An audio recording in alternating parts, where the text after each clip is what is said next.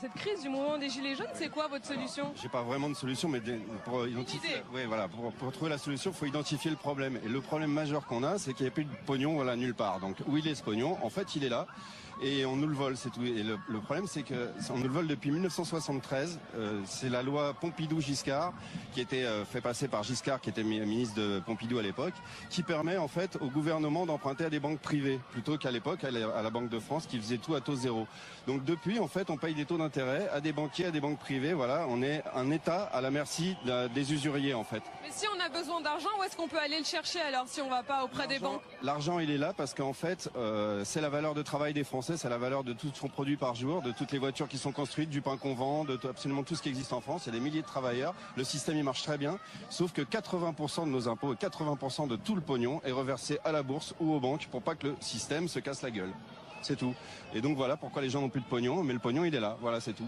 Et il faut arrêter avec l'ISF, faut arrêter avec tout ça, il faut faire venir les riches, faut que les investisseurs puissent investir, voilà. Mais la vraie information, on ne la donne pas, c'est qu'effectivement on est mis à genoux par des usuriers dans ce pays, c'est tout. Le rétablissement de l'impôt sur la fortune, ça suffit pas selon vous? C'est des miettes. C'est des miettes, ça représente quelques millions d'euros, alors que là, je parle de milliards d'euros, Mais le problème, il est aussi qu'il est international. C'est-à-dire que ça fait plus de 100 ans que les États-Unis vivent la même chose, parce qu'ils ont emprunté à des banques privées. Depuis, les banques privées sont pas parties. C'est la JP Morgan, c'est Rockefeller, c'est tout ça. Ça s'appelle la Banque Réserve fédérale des États-Unis, le gouvernement fédéral. Voilà. C'est ce qu'avait dénoncé Kennedy, s'est pris une balle. Bon, voilà. Et en France, ça existe depuis 73, voilà. Donc... Pourquoi vous avez décidé de rejoindre le mouvement des Gilets jaunes, vous? Et pourquoi vous venez de Chartres? Oui. Pourquoi est-ce que vous êtes sur les Champs-Élysées aujourd'hui? Parce que le gouvernement l'interdisait. Donc, vous êtes un protestataire?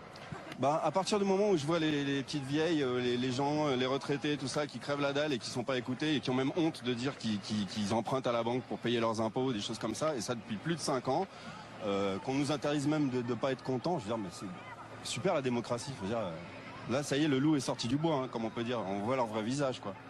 Mais la vraie info, c'est effectivement le pognon existe. Donc arrêtez d'essayer de demander des miettes et de vous tirer les pattes les uns dans les autres. Arrêtez la jalousie, arrêtez tout ça et concentrez-vous sur les vrais problèmes qui sont que depuis 47 ans, on est esclave. Voilà.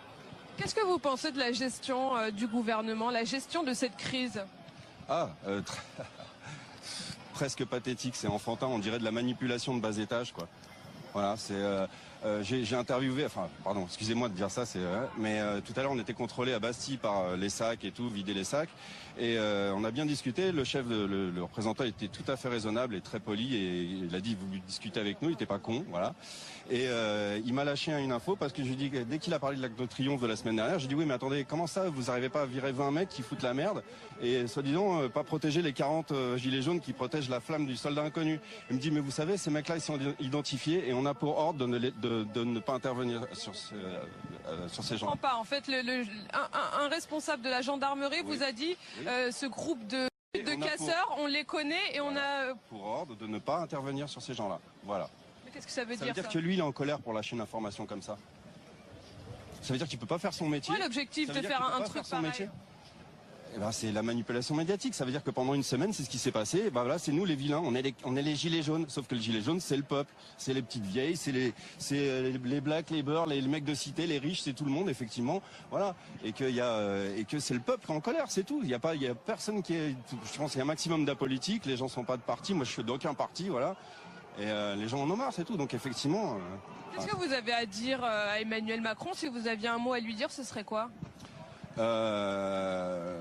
On est beaucoup plus qu'en Islande, mais j'aimerais bien qu'on fasse comme en Islande. C'est-à-dire que prenez un billet d'avion, prenez quoi que ce soit, enfuyez-vous dans vos petites îles avec vos aéroports privés, etc. Parce que en Islande, en 2008, quand il y a eu la crise, qu'on leur a demandé de rembourser la dette, ils ont attrapé les politiciens et les banquiers, ils les ont foutus en tôle. Ça, c'est pas passé aux infos, mais moi je le sais, quoi. Voilà. Et ils sont très bien en Islande depuis 2008.